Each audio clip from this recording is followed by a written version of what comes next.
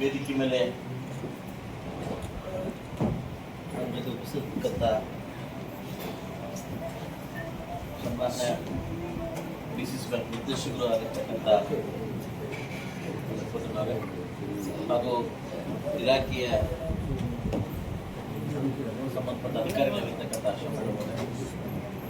ಹಾಗೂ ನಮ್ಮ ಅಧಿಕಾರಿಯಾಗಿರ್ತಕ್ಕಂಥ ರವಿ ಅವರೇ, ಗುರಳಿ ಜಗದೀಶ್ ಅವರೇ, ಸಂಸದ ವಿಜಯಣ್ಣವರೇ, ಹಾಗೂ ನಮ್ಮ ಪೊಲೀಸ್ ಇಲಾಖೆ ಆಗಿರ್ತಕ್ಕಂಥ ಮಣ್ಣಯ್ಯನವರೇ, ವಿಶೇಷವಾಗಿ ಮಾಧ್ಯಮಿತರೇ ಹಾಗೂ ಫಲಾನುಭವಿಗಳೇ, ಸುಮಾರು ದಿವಸದಿಂದ ಮೇಡಮ್ ಡೇಟ್ ಕೇಳ್ತಾಯಿದ್ರು.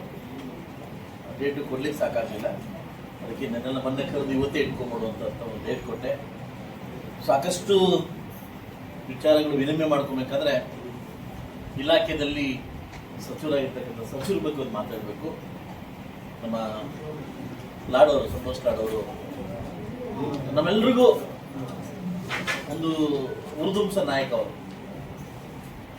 ಸಮೃದ್ಧಿ ಮಂಜುನಾಥ್ ಏನಂತಂದರೆ ಒಳ್ಳೇದನ್ನ ಒಳ್ಳೇದಂತ ಹೇಳ್ತೀನಿ, ಕೆಟ್ಟಂತ ಕೆಟ್ಟಂತ ನೇರವಾಗಿ ಹೇಳ್ತೀನಿ, ನಾನು ಇಟ್ಟಿರ್ಬೋದು. ಬಟ್ ಇವರ ಒಂದು ವರ್ಚಸ್ಸು, ಇವರ ಒಂದು ಮಾತುಗಾರಿಕೆ, ಇವರು ನಮ್ಮನ್ನು ಉರ್ದುಂಬಿಸೋದು ರೀತಿ ನಮ್ಮ ಸಂತೋಷ್ ಲಾಡೋ ನೋಡಿದ್ರೆ ಖಂಡಿತವಾಗ್ಲೂ ಈ ಪೋಸ್ಟ್ ಅವ್ರಿಗೆ ಇದಿಲ್ಲ. ಇದಕ್ಕಿಂತ ಹೆಚ್ಚಿನ ಪೋಸ್ಟ್ ಕೊಡ್ಬೇಕಂತ ನಾನು ಸುಮಾರು ವೇದಿಕೆಯಲ್ಲಿ ಹೇಳಿದ್ದೆ. ಯಾಕಂದ್ರೆ ಅಷ್ಟು ಆಕ್ಟಿವ್ ಪರ್ಸನ್, ಎಷ್ಟು ಆಕ್ಟಿವ್ ಪರ್ಸನ್ ಅಂದ್ರೆ ಅಷ್ಟು ಆಕ್ಟಿವ್ ಪರ್ಸನ್. ನಾವು ಹೊಸ ಶಾಸಕರಿಗೆ ಯಾವ ರೀತಿ ಬುದ್ಧಿ ಹೇಳ್ಕೊಡ್ತಾರೆ ಅಂದ್ರೆ ಅಷ್ಟು ಚೆನ್ನಾಗಿ ಬುದ್ಧಿ ಹೇಳ್ಕೊಡ್ತಾರೆ ಅವರು. ನಾನೆಲ್ಲೇ ಕೂತಿದ್ದು ಬಂದು ಗಿಂಬಳ ಕೊಡ್ತಾರೆ. ಅಂದರೆ ಅಷ್ಟು ಆಕ್ಟಿವ್ ಪರ್ಸನ್ನು.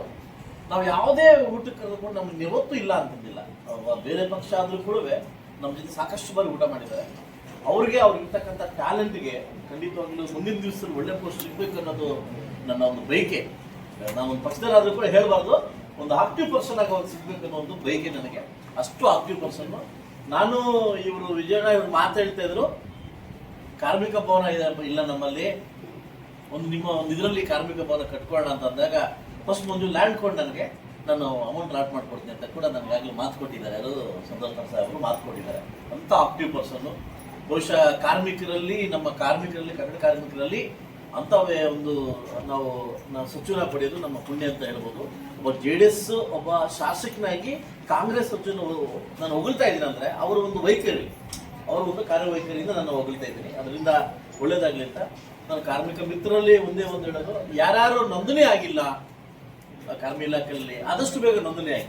ಯಾಕೆಂದ್ರೆ ಕಾರ್ಮಿಕ ಇಲಾಖೆಯಲ್ಲಿ ಏನಿಲ್ಲ ಅಂತ ಕೇಳಿ. ನಿಮ್ಮ ಮಕ್ಕಳು ಮದುವೆಗೆ, ನಿಮ್ಮ ಮಕ್ಕಳು ಓದಕ್ಕೆ, ಏನಾದರೂ ಹೆಚ್ಚು ಕಡಿಮೆ ಆದರೆ ಆಕ್ಸಿಡೆಂಟ್ಗೆ ತಪ್ಪು ತಿಳ್ಕೊಂಬೇಡಿ. ಯಾರಿಗೂ ಆಗೋದು ಬೇಡ. ಯಾರಿಗಾದ್ರೂ ಸಾವಾದ್ರೆ ಆ ಸಾವಿನ ಖರ್ಚು ಇವತ್ತು 1, 2, 3 ಕೊಟ್ಟಿಲ್ಲ ಅವರು ಕಾರ್ಮಿಕ ಇಲಾಖೆಯಲ್ಲಿ. ಅಷ್ಟೊಂದು ಸೌಲಭ್ಯಗಳನ್ನ ಕಾರ್ಮಿಕ ಇಲಾಖೆಯಲ್ಲಿ ಕೊಟ್ಟಿದ್ದಾರೆ.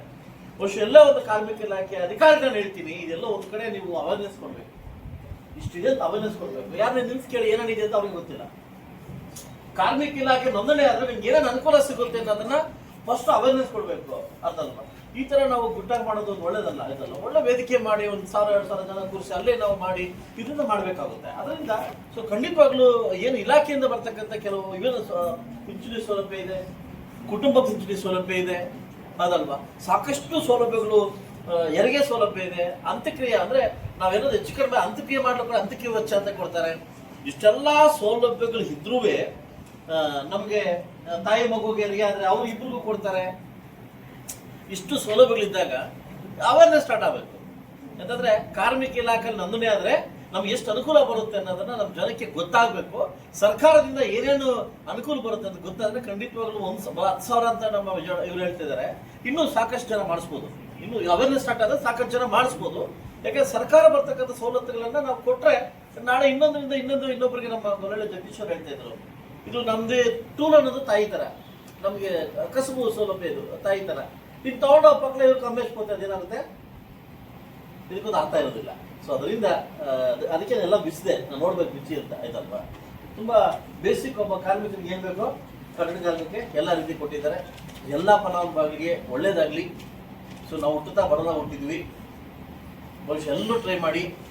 ಭಗವಂತ ಈ ಶಾಸಕನಿಗೂ ಈ ಅಧಿಕಾರಿಗಳಿಗೂ, ನಿಮಗೂ, ಮಾಧ್ಯಮ ಮಿತ್ರರಿಗೂ, ಈ ಅಧಿಕಾರಿಗೂ ಎಲ್ರಿಗೂ ಒಂದೇ ಜೀವನ ಕೊಟ್ಟಿರೋದು. ಆದರೆ ಆ ಜೀವನವನ್ನು ನಾವು ಹೇಗೆ ಹೇಗೆ ರೂಪಿಸ್ಕೊಂತೀರಿ ಅದ್ರ ಮೇಲೆ ಡಿಪೆಂಡ್ ಆಗುತ್ತೆ. ಕಾರ್ಮಿಕರಾಗೇ ಇದ್ದೋಗ್ಬಿಡ್ತೀರಾ? ನಾನೆಲ್ಲ ಕಡೆ ಒಂದೇ ಕೇಳೋದು, ನೀವು ಕಾರ್ಮಿಕರಾಗಿರಬೇಡಿ.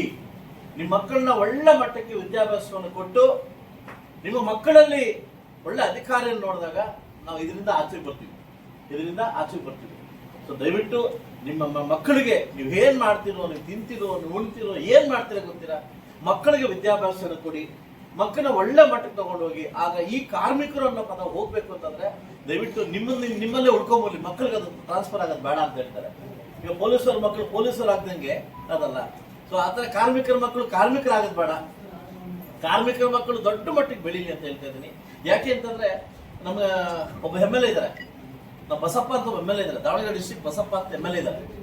ಅವರು ಅಪ್ಪ ಇವಾಗ್ಲೂ ಸಹ ಮುನ್ಸಿಪಾಲಿಟಿದಲ್ಲಿ ಕಸ ಗುಡಿಸ್ತಾವ. ಯಾಕೆ ಮುನ್ಸಿಪಾಲಿಟಿ ಕಸ ಗುಡಿಸ್ತಕ್ಕಂಥ ಮಗ MLA ಆಗ್ಬಾರ್ದಾ?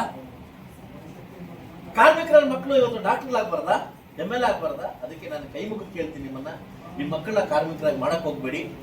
ವೈದ್ಯಕೀಯ ಮಕ್ಕಳು ವೈದ್ಯಕೀಯ ಮಾಡೋ ಅಂತ, ಪೊಲೀಸರ ಮಕ್ಕಳು ಪೊಲೀಸ್ ಮಾಡೋ ಅಂತ ಹೇಳ್ತೀವಿ. ಆದ್ರೆ ಕಾರ್ಮಿಕರ ಮಕ್ಕಳು ಕಾರ್ಮಿಕರು ಆಗದ್ ಬೇಡ ಅಂತ ನಾನು ಕೈ ಮುಗಿದು ಕೇಳ್ತೀನಿ. ಎಲ್ಲಾ ತಂದೆ ತಾಯಿಗಳಿಗೂ ದಯವಿಟ್ಟು ಓದಿಸಿ ಉನ್ನತ ಮಟ್ಟಕ್ಕೆ ಮಕ್ಕಳು ತರಲಿ ಅಂತ ಹೇಳ್ತಾ ಅವಕಾಶ ಕೊಟ್ಟಿದ್ದಕ್ಕೆ ಅಧಿಕಾರಿ ವರ್ಗದವರಿಗೂ, ನನ್ನ ಜೊತೆ ಬಂದಿರ್ತಕ್ಕಂಥ ಎಲ್ಲ ನನ್ನ ನಾಯಕರಿಗೂ ಹೊಂದಿಸುತ್ತಾ ಎಲ್ಲ ಕಾರ್ಮಿಕರಿಗೂ ಒಳ್ಳೇದಾಗ್ಲಿ ಅಂತ ಹೇಳ್ತಾ ಸಾಮೂಹಿಕವಾಗಿ ಒಂದು ಹತ್ತು ಕೊಟ್ಟು ಹೋಗ್ತೀನಿ. ದಯವಿಟ್ಟು ಸಾವಧಾನವಾಗಿ ಸಹನೆಯಿಂದ ಅವರಿಗೆ ಸ್ಪಂದಿಸಿ ತಗೊಂಡು ಹೋಗ್ಬೇಕಂತ ಕೇಳ್ಕೊಂತೀನಿ. ಅಣೆ ಒಂದೆರಡು ಬೆನ್ನ ಗಲಾಟೆ ಮಾಡಿ ತಗೊಂಡು ಹೋಗ್ಬೇಕಂತ ಕೇಳ್ಕೊಂತ ಅವಕಾಶ ಕೊಟ್ಟಿದ್ದಕ್ಕೆ ತಮ್ಮೆಲ್ಲರಿಗೂ ಒಂದು ನನ್ನ ಮಾತು ಮುಗಿಸ್ತೀನಿ. ಎಲ್ಲರೂ ಬಂದಿದ್ದಾರೆ ಮೇಡಮ್,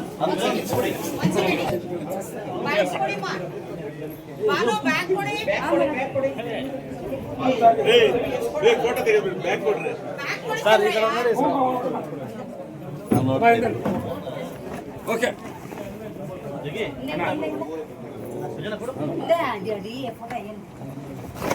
ಫೋಟೋ తీసుకొని ತಲೆ ಕೊಡ್ರಿ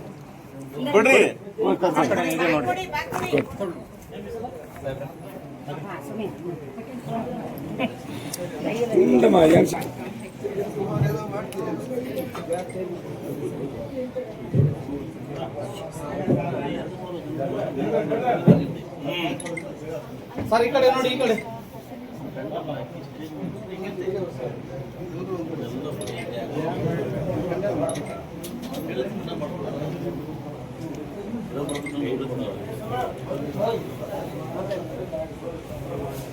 ಓಕೆ ಸರ್, ಥ್ಯಾಂಕ್ ಯು.